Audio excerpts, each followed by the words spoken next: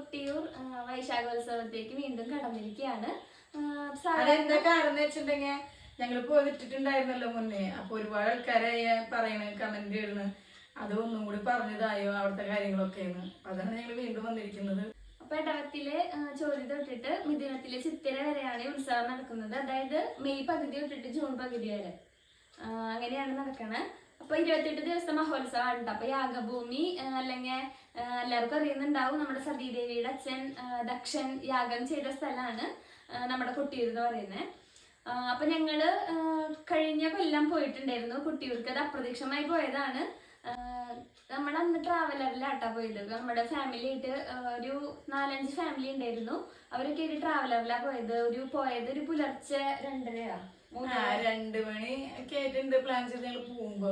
പക്ഷെ ഇവനെ ഒരു യാത്ര എനിക്ക് തീരെ താല്പര്യമില്ലാത്ത കാരണം വേണം വേണ്ട പോയത്. അങ്ങനെ പിന്നെ എന്താ വെച്ചിട്ടുണ്ടെങ്കിൽ ഒരുപാട് ആൾക്കാർ പറഞ്ഞു അവിടെ പോയി കഴിഞ്ഞിട്ടുണ്ടെങ്കിൽ നടക്കാത്ത കാര്യങ്ങൾ പറഞ്ഞ് നടക്കും എന്നൊക്കെ പറഞ്ഞു. ഇവിടെ ഞാൻ 2:30-ക്ക് പോയി. പോകുമ്പോ റോഡൊക്കെ ഭയങ്കര എന്താ പറയാ, റോഡ് പണിയുടെ കാരണേ കുഴി കൂടെ ഒക്കെ പോയിട്ട് ഞാൻ ഒരു പോള കണ്ണടച്ചില്ല. പിന്നെ ഒരുപാട് ദൂരമുള്ളതിന് പേടിയുണ്ടായിരുന്നു. എനിക്ക് എപ്പോഴും വയ്യാണ്ടാവുന്ന ഒരാളാണ്. അപ്പൊ പിന്നെ അസുഖങ്ങളൊക്കെ മാറില്ലോ എന്ന് വേണ്ട പോയത്.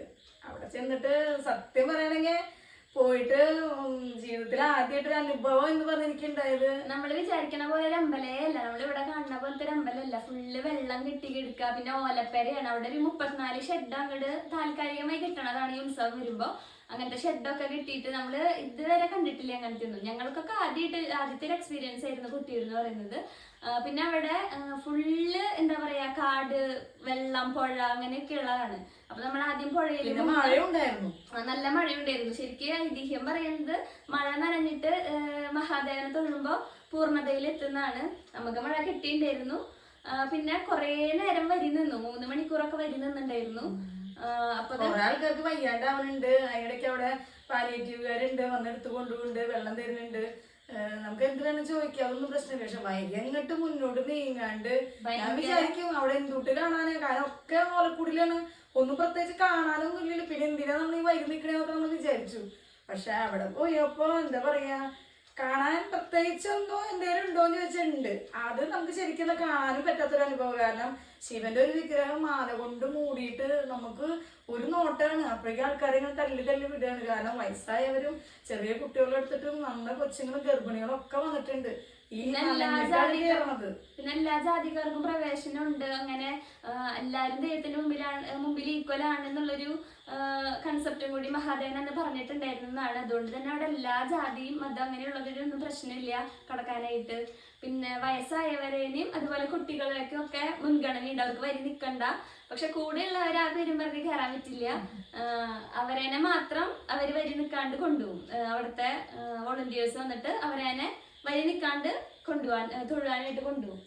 പിന്നെ വെള്ളം, ചൂടുവെള്ളം അവര് നല്ല ചൂടുള്ള വെള്ളം അപ്പൊ തന്നെ നമുക്ക് കുപ്പിയിലാക്കി തരും കേട്ടോ. അവിടെ കുറെ വോളണ്ടിയേഴ്സ് ഉണ്ട് നമ്മളെ സഹായിക്കാനായിട്ട്. പിന്നെ തലചുറ്റി തലചുറ്റി വീഴാറാവുമ്പോഴേക്കും നമുക്ക് അവിടെ വിസിലൊക്കെ വിളിച്ച് എല്ലാവരും എത്തിച്ച് അവിടുത്തെ PG ഡോക്ടേഴ്സ് ഉണ്ടാവും. അപ്പൊ അവരൊക്കെ കൺസൾട്ടേഷൻ ആയാലും നമുക്ക് പെട്ടെന്ന് ഷുഗർ കുറയും. അതായത് അമ്പലത്തേക്കല്ലേ പോകണം. അപ്പൊ നമ്മളൊന്നും കഴിക്കാണ്ടൊന്നും പോവണ്ടാരും.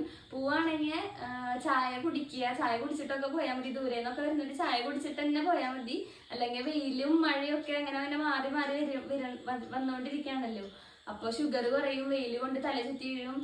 അപ്പൊ അതൊന്നും ഇല്ലാണ്ടിരിക്കാൻ ഫുഡ് കഴിക്കുക. കാരണം നമ്മൾക്ക് പെട്ടെന്ന് തന്നെ പോയി തൊഴുത് വരാനൊന്നും പറ്റില്ല. പിന്നെ കുറെ ആൾക്കാര് നനഞ്ഞിട്ട് കയറുന്നുണ്ട്. അതായത് അവിടെ കുളം ഉണ്ടല്ലോ, ഇങ്ങനെ ഒഴുക്കുണ്ട് ആ വെള്ളത്തിൽ, ഇങ്ങനെ ചിലർ കയറുന്നുണ്ട്. പക്ഷെ നമ്മൾ ആദ്യമായിട്ട് പോണൊക്കെ നനഞ്ഞു കയറി. അല്ലാത്തവര് റൂമൊക്കെ എടുത്ത് അവിടുന്ന് കുളിച്ചിട്ട് വരുന്നവരുണ്ട് കേട്ടോ. നനയാണ്ടാണ് നിൽക്കുന്നുണ്ട്. പക്ഷെ നനഞ്ഞ് നിൽക്കുകയെന്ന് വെച്ചിട്ടുണ്ടെങ്കിൽ ഇപ്പൊ വയ്യാത്ത ആൾക്കാരൊക്കെ ആണെങ്കിൽ നനയണ്ടാന്ന് തന്നെയാ പറയണത്. കാരണം നമ്മൾ കുളിച്ച് ശുദ്ധി പോലെ വന്നു കഴിഞ്ഞാൽ ആ കുറച്ച് വെള്ളം എടുത്ത് മേൽ തെളിക്കുക. കാരണം നമ്മൾ റൂം എടുത്ത് അവിടെ നിന്നിട്ടാണല്ലോ വരുന്നത്. അപ്പൊ കുളിച്ചിട്ട് കയറിയാലും മതി. പിന്നെ അത് ഓരോരുത്തരുടെ വിശ്വാസം ചെയ്യാം. അതെ, അവിടെ മുങ്ങിയിട്ട് നമ്മളൊരു തോർത്തുമുണ്ട് കൈ പിടിക്കുക. പോകണവരിപ്പോ തോർത്തുമുണ്ട് കൈ പിടിക്കുക. അതെന്താന്ന് വെച്ചാൽ അതില് മുങ്ങിയിട്ട് അതിന്റെ ഇടയിൽ കല്ല് എടുത്തിട്ട്, ഞാൻ എന്റെ ഷോർട്ട് വീഡിയോയിൽ പറഞ്ഞിട്ടുണ്ടായിരുന്നു, മുങ്ങിയിട്ട് ഒരു ആഗ്രഹം പറഞ്ഞ് കല്ലെടുത്ത് ഉറയ്ക്കുക. അങ്ങനെയൊക്കെ അതൊക്കെ ഇപ്പൊ പിന്നീട് വന്ന ഐതിഹ്യങ്ങളാണെന്നാണ് പറയുന്നത്. എന്നാലും വിശ്വാസത്തോടുകൂടി എന്ത് ചെയ്താലും നടക്കുന്നതാണല്ലോ. പക്ഷെ സത്യമാണ്, എനിക്ക് അതറിയില്ലായിരുന്നു. ചന്ദനം അരച്ചിട്ട് തൊടുമ്പോൾ എല്ലാവരും തൊടുമ്പോൾ എനിക്ക് മോള് തൊട്ടുന്നു എന്നുള്ള സത്യം തന്നെ. പക്ഷെ അവിടെ ചെന്നിട്ട് നമ്മൾ തൊഴുത്ത് വലം വെക്കുമ്പോ ഒരുപാട് ആൾക്കാർ കല്ലുകൾ ഇങ്ങനെ അടക്കിടക്കി വെക്കുന്നുണ്ട്, കൊച്ചു കൊച്ചു കല്ലുകൾ. അത് ഉരുണ്ടതുണ്ട്, നീളത്തിലുണ്ട്, പലതരം ഉണ്ട്. അപ്പോൾ എല്ലാവരും പറയേണ്ട ഒരു ആഗ്രഹം പറഞ്ഞിട്ട് എടുത്ത് വെക്കുന്നൊക്കെ പറയുന്നുണ്ട്. അപ്പം ഞാൻ വിചാരിച്ചു ഇതൊക്കെ ചുമ്മാ ആൾക്കാർ ഉണ്ടാക്കണതല്ല. എങ്കിലും എൻ്റെ മോൻ വിസിറ്റിങ്ങിന് പോയിട്ട് ജോലി ഒന്നും റെഡി ആയിട്ടുണ്ടായിരുന്നു. 2 മാസം വിസിറ്റിങ്ങിന് പോയത്. 1 മാസം കഴിഞ്ഞു 2ാമത്തെ മാസത്തിൽ കടന്നു. ഞാൻ ആ ഒരു വിഷമം പറഞ്ഞു ഭഗവാനോട്. എൻ്റെ മോന് ഒരു വട്ടം പോയിട്ട് ഇതുമാതിരി വയ്യാണ്ട് കൊറോണ പിടിച്ച് തിരിച്ചു വന്നു. പിന്നെ UK പോക്കൊന്നും നടന്നില്ല. ഇനിയിപ്പോൾ ഇതും പോയിട്ട് വേസ്റ്റ് ആവുക ഈശ്വര. എൻ്റെ കുട്ടി ആഗ്രഹിച്ചു പോയതല്ലേ, ഒരു ജോലി എന്തെങ്കിലും ഒന്ന് ആക്കി കൊടുക്കണേ. എന്തെങ്കിലും ആഗ്രഹം പറയണമെന്നല്ല പറഞ്ഞു. വേറെ ഒറ്റ ആഗ്രഹം ഞാൻ പറഞ്ഞില്ല. ഈ കല്ലുകൾ എടുത്ത് വെച്ചിട്ട് ഞാൻ പറഞ്ഞു എൻ്റെ മോനൊരു ജോലി, എന്തെങ്കിലും ഒരു ജോലി റെഡിയാക്കി കൊടുക്കണേ ഭഗവാനെന്ന് മാത്രം പ്രാർത്ഥിച്ചിട്ടുണ്ടായിരുന്നു. പക്ഷെ ആ എടുത്ത് വെച്ച് 2 മിനിറ്റ് വീണുണ്ട്. അപ്പം ഞാൻ പറഞ്ഞേ നടക്കില്ല, കാരണം കല്ല് വെച്ചിട്ട് വീണൂലോ എന്ന് പറഞ്ഞു. അപ്പോൾ ഞാൻ നോക്കിയപ്പോൾ ഞാൻ മോളോട് പറഞ്ഞു നടക്കില്ല എന്ന് തോന്നുന്നുണ്ട്, അമ്മ പ്രാർത്ഥിച്ചതെന്നാണ്. അപ്പോൾ അവിടെ അടുത്ത് നിൽക്കണമെന്ന് പറഞ്ഞു അതൊന്നും കുഴപ്പമില്ല, കല്ലുകൾ പലതരല്ലേ, അപ്പോൾ ഒരുമിച്ച് ഇരിക്കുകയൊന്നുമില്ല. കുറെ ആൾക്കാർ വെച്ചിട്ട് ഇങ്ങനെ പോകുന്നുണ്ട്, അതവിടെ അങ്ങനെ തന്നെ ഇരിക്കുന്നു. വലിയ ഉയരത്തിൽ ചിലർ വെക്കുന്നുണ്ട്, ചിലർ 3-4 കല്ല് വെക്കുന്നുണ്ട്. ഇതേപോലെ ഓരോരുത്തർ ആഗ്രഹം പറഞ്ഞു. അതേമാതിരി ഇത് ഞങ്ങൾ കഴിഞ്ഞ് രാവിലെ പുലർച്ചെ വീട്ടിലെത്തി ഒരു 5:30 ആയിട്ടുണ്ടാവും. വരുമ്പോൾ ഞങ്ങൾ എനിക്ക് കുറെ പൂച്ചക്കുട്ടികളുണ്ടാവും. ഫുഡൊക്കെ കൊടുത്ത് കിടക്കുമ്പോൾ തന്നെ ലേറ്റായി. അങ്ങനെ എണീക്കുമ്പോൾ രഞ്ജന്റെ 2 ഫ്രണ്ട്സ് വീട്ടിൽ വന്നു. സോളാർ വെക്കുന്നുണ്ടായിരുന്നു, അതിൻ്റെ കാര്യം പറയാൻ സംസാരിക്കാൻ വന്നതാണ്. അപ്പം ഞങ്ങളിങ്ങനെ പോയിട്ടുണ്ടായിരുന്നു, അമ്പലത്തിൽ പോയി വന്നു. ഭാര്യയും മോളൊന്നും ഏറ്റിട്ടില്ല എന്ന് അവരോട് പറയണം. അപ്പം ആ നേരത്തെ ഏറ്റി ചെന്നത്. അപ്പോൾ അവൻ പറഞ്ഞു മോൻ പോയിട്ട് ജോലി ആയിട്ടില്ല, അല്ലേ ഒരു കാര്യം ചെയ്യും, എയർപോർട്ടിൽ 2 ദിവസം കഴിഞ്ഞ ഒരു ഇന്റർവ്യൂ ഉണ്ടായിരുന്നില്ല, ഒന്ന് വിടുക എന്ന് പറഞ്ഞു. ആ ഇന്റർവ്യൂവിന് എൻ്റെ മോൻ പോയി. 8 ആളാണ് ഇന്റർവ്യൂവിന് ഉണ്ടായിരുന്നത്. നമ്മൾ കിട്ടുമെന്ന് വിചാരിച്ചിട്ടില്ല, പ്രാർത്ഥിച്ചിട്ടുണ്ടല്ലോ. പിന്നെ അത് നടക്കുന്നുള്ള പ്രതീക്ഷ ഒന്നും ഉണ്ടായിരുന്നില്ല. അവിടെ ചെന്ന് ഇന്റർവ്യൂ കഴിഞ്ഞ് പിറ്റേ ദിവസം മോൻ വിളിച്ചു. അല്ല, അന്ന് വിളിച്ചപ്പോൾ അമ്മ ഇന്ന് അറിയില്ല റിസൾട്ട്, നാളെ പറയാന്നവർ പറഞ്ഞു മെയിൽ വരുന്ന പറയുന്നു. പിറ്റേ ദിവസം വിളിച്ചിട്ട് പറഞ്ഞു അമ്മ 8 ആളില് 5 ആള് സെലക്ഷൻ ആയിട്ടുണ്ടായാലും ഞാനുണ്ട് എന്ന് പറഞ്ഞു. അപ്പൊ തന്നെ ഞാൻ പറഞ്ഞു അത് കൊട്ടിയൂർ പോയി വന്നത്. കൊട്ടിയൂരിന്ന് മാത്രല്ല, നമ്മുടെ പറശ്ശിനിക്കടവ് മുത്തപ്പന്റെ അടുത്ത് പോയിട്ടുണ്ടായിരുന്നു. അപ്പൊ 2 ഭഗവാന്മാരും അല്ല, എല്ലാ ദൈവങ്ങൾക്കും ശക്തി ഉണ്ട്. എന്നാലും നമ്മൾ കൂടുതൽ പിന്നെ എനിക്ക് ഭയങ്കര ഇഷ്ടമായിരുന്നു മുത്തപ്പനെ കാണാൻ പോണെന്ന്. മുത്തപ്പനെ കാണാൻ ഞാൻ ഒരുപാട് കാലമായി ആഗ്രഹിക്കണതായിരുന്നു. പക്ഷെ അപ്പോഴായിരുന്നു നമുക്ക് മുത്തപ്പനും കൂടി വിചാരിക്കണല്ലോ നമ്മളവിടെ എത്തണമെങ്കിൽ. അപ്പൊ നമ്മളവിടെ എത്തിയത് ആ ഒരു ഇതിലായിരുന്നു. 2 അമ്പലത്തിൽ, ആദ്യം കൊട്ടിയൂര് പോയി, അതിനുശേഷം നമ്മൾ തൊഴുതു, ഫുഡൊക്കെ കഴിച്ച് കഴിഞ്ഞിട്ട് നമ്മളെ എപ്പോഴാ ഇറങ്ങിയ കുട്ടിയിരുന്ന് 3 മണി 4 മണി അങ്ങോട്ട് ആയിട്ട് തിരിച്ചിറങ്ങുമ്പോ. എന്നിട്ട് ഫുഡൊന്നും കിട്ടാണ്ട് കുറച്ചങ്ങോട്ട് നീങ്ങിയിട്ടാണ് ചോറ് കിട്ടിയത്. നമുക്ക് ചോറാണല്ലോ ആവശ്യം, വീട്ടിൽ വിട്ടാ പിന്നെ ഭയങ്കര വിശപ്പും, ചോറ് കിട്ടിയാലേ വിശപ്പ് തീരുള്ളൂ. അങ്ങനെ ചോറൊക്കെ കിട്ടി. അതിന് ശേഷം നമ്മള് പറശ്ശിനിക്കടവിലേക്ക് പോയി. അവിടുന്ന് അവിടുത്തെ പ്രസാദം കേക്ക് കഴിച്ചില്ല, അവിടുത്തെ പ്രസാദം ഇഷ്ടായില്ല. ഞാനാണെങ്കിൽ അമ്പലത്തിൽ കിട്ടിയാലും അവിടെ ഉണക്കപ്പയറും ശർക്കര കുത്തും നാളികേരും ഞാൻ ഒരുപാട് കഴിച്ചു. ഇനി മതിയായില്ലെന്ന് തന്നെ പറയാം. പിന്നെ ഒരുപാട് എന്താ പറയാ പട്ടികളുണ്ടായിരുന്നു. അവർക്ക് ഞങ്ങൾ ബിസ്ക്കറ്റൊക്കെ മേടിച്ചു കൊടുത്തു. സ്വതവേ എനിക്ക് മനുഷ്യന്മാരെയൊക്കെ ഇഷ്ടം മൃഗങ്ങളെയാണ്. അപ്പോൾ ബിസ്ക്കറ്റൊക്കെ മേടിച്ചു കൊടുത്തു. 2 പാക്കറ്റൊക്കെ ബിസ്ക്കറ്റ് മേടിച്ചു. ഒരാൾ 2 ആളെ കണ്ടിട്ടാണ് കൊടുത്തത്. അപ്പോൾ ഒരു 5-6 ആൾ വന്നു. അപ്പോൾ ഒരു പാക്കറ്റ് കൊണ്ടൊന്നും നിന്നില്ല, 1-2 പാക്കറ്റ് മേടിച്ചു കൊടുത്തിട്ടൊക്കെ ഞങ്ങൾ പോകുന്നത്. അവിടുന്ന് എത്ര മണിക്കൂറുണ്ടെന്ന് ചോദിച്ചിട്ടുണ്ടായിരുന്നു. കൊട്ടിയൂർന്ന് പറശ്ശിനിക്കടവിലേക്ക് ഏകദേശം 2.5 മണിക്കൂർ 2 മണിക്കൂറാണ് വരുള്ളൂ. പക്ഷെ 3-3.5 മണിക്കൂറൊക്കെ എടുത്തു ഞങ്ങക്ക്. അത് ചോദിച്ചിട്ടുണ്ടായിരുന്നു. പിന്നെ നമ്മള് കൊട്ടിയൂർന്ന് നേരെ ഒരു പാർക്കിലേക്ക് പോയിട്ടുണ്ടായിരുന്നു. സ്നേക്ക് പാർക്ക് ആയിരുന്നു തോന്നുന്നുണ്ട്, പേര് ഓർമ്മയില്ല. അങ്ങനെ ഒരു പാർക്കിലേക്ക് കയറിയിട്ടുണ്ടായിരുന്നു. കാരണം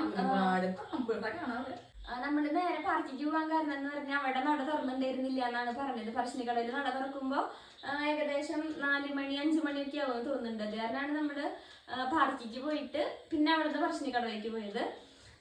പിന്നെ നമ്മുടെ കൊട്ടിയൂര് ഭഗവതിയുടെയും അതുപോലെ കൊടുങ്ങല്ലൂർ അമ്മയുടെ ഒക്കെ സാന്നിധ്യം ഉണ്ട്. അങ്ങനെ കുറെ ഐതിഹ്യങ്ങൾ പറയുന്നുണ്ട്, നിങ്ങൾക്ക് കുറെ വീഡിയോസിൽ കാണാൻ പറ്റും. അങ്ങനെ കൊടുങ്ങല്ലൂർ അമ്മ ദേവി ഭഗവതി അങ്ങനെ കുറെ പേരൊക്കെ ഉണ്ട് അവിടെ. പിന്നെ ഞങ്ങൾക്ക് അവിടെ 1-2 സ്ഥലത്ത് തൊഴാൻ പറ്റിയില്ല. ഞങ്ങള് വഴി നിന്നിട്ട് ആദ്യമായിട്ടല്ലേ, അപ്പൊ തൊഴുതൊക്കെ വരുമ്പോഴത്തേക്ക് ലേറ്റായി. ഇതിന്റെ ഓപ്പോസിറ്റ് സൈഡില് വേറെ 2 ഭഗവാന്മാരൊക്കെ ഇരിക്കുന്നുണ്ട്. ഇത്ര അവിടെ ഒന്നും ഞങ്ങൾക്ക് പോകാൻ പറ്റിയില്ല കേട്ടോ. ആദ്യം ഇങ്ങനെ നമ്മള് മണിത്തറ തൊഴുതു. അതിന് ശേഷം ഫോട്ടോയിൽ മറ്റേ ഷോർട്ട് വീഡിയോയിൽ ഇട്ടുണ്ടായിരുന്ന പോലെ നമ്മള് കല്ലൊക്കെ അടക്കി വെച്ച് ഭഗവതിനെ തൊഴുതു. അതിന് ശേഷം നമ്മള് നേരെ പോരാണ് ചെയ്തത്. പിന്നെ അവിടെ കിണറ്റിന്ന് കോരിയിട്ട് തീർത്ഥം തരുന്നുണ്ട്. അപ്പം തരാം ആ പാളയിൽ അങ്ങനെ കോരും വന്നവർക്കൊക്കെ തരും. അത് കഴിക്കുക. നല്ലൊരു അമൃതാണെന്ന് പറഞ്ഞ അവിടുത്തെ. അതുപോലെ പ്രസാദം എന്ന് പറഞ്ഞ അപ്പടാന്ന് പറയും. അത് നല്ല മധുരമുള്ള മധുരവും നെയ്യൊക്കെ ഉള്ളതാണ്. അത് ചിലവർക്ക് അത് കയ്ക്കണ പോലെ തോന്നും. അങ്ങനെ വേറൊരു ഇതില് കണ്ടതാണ്, പലരും പറഞ്ഞു കേട്ടിട്ടുണ്ട്. നമുക്ക് മധുരൊക്കെ ഉണ്ടായിരുന്നു, കഴിക്കുന്നവരുണ്ട്. കുട്ടയാന്നാണ് പറയുന്നത്, അങ്ങനെ പറയുന്നുണ്ട്. വേണ്ടത് അത് ഓരോരുത്തർ പറയണതാണ്, നമുക്ക് അതിനെ പറ്റി റെഡിയില്ല. അതെ, നമുക്കത് നല്ല വിശപ്പുണ്ടായിരുന്നു. ഞങ്ങൾ ചായ കുടിച്ചിട്ടാണ് തൊഴാൻ നിന്നതെങ്കിലും അത് 3 മണിക്കൂറൊക്കെ കഴിഞ്ഞു അത് വെള്ളം മാത്രം കുടിച്ചോണ്ടിരിക്കുക.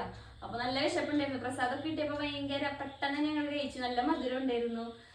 അപ്പൊ അങ്ങനെയാണ് അവിടുത്തെ കാര്യങ്ങള്. കൊട്ടിയൂര് അപ്പൊ ഇത്രയൊക്കെ ഉണ്ടായിരുന്നു.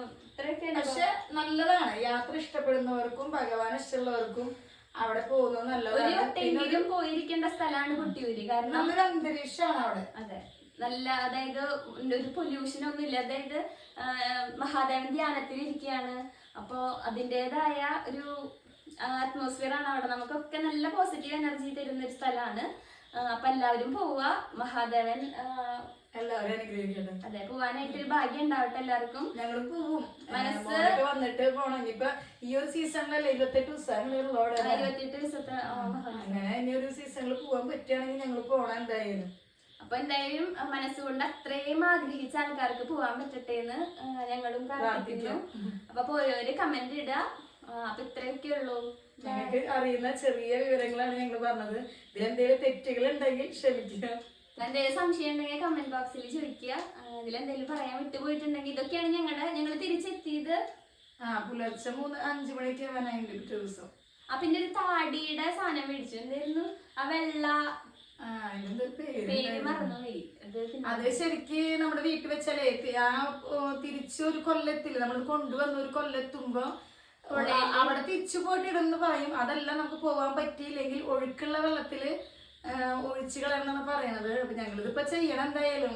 പറഞ്ഞിട്ടുണ്ട് അത് ചെയ്യേണ്ട സമയമായി, കാരണം ഒരു കൊല്ലമായി ഞങ്ങൾ പോയിട്ട്. അപ്പൊ നിങ്ങളുടെ വിശ്വാസം പോലെ ചെയ്യുക, പ്രാർത്ഥിക്കുക. അപ്പൊ പോവാൻ പറ്റട്ടെ എന്ന് പ്രാർത്ഥിക്കുന്നു. അപ്പൊ ഇത്രേ ഉള്ളൂ. ബൈ.